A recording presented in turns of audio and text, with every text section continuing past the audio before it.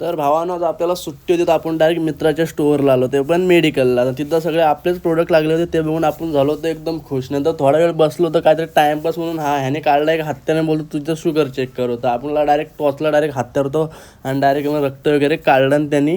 आणि नंतर मग आपली शुगर चेक केलं. शुगर त्याला कमी दिसली तर आपल्याला आता वाटतं साखर वगैरे जास्त खायला लागेल, म्हणजे शुगर कंट्रोलमध्ये येईल.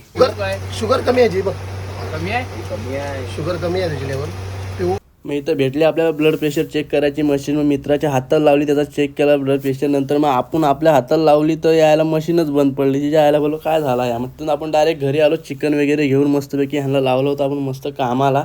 एक कांदे वगैरे सोलत होते, मस्त ठेचा विचा बनत होते. नंतर दिली फोडणी वगैरे. नंतर यांची भांडणं बघा आता.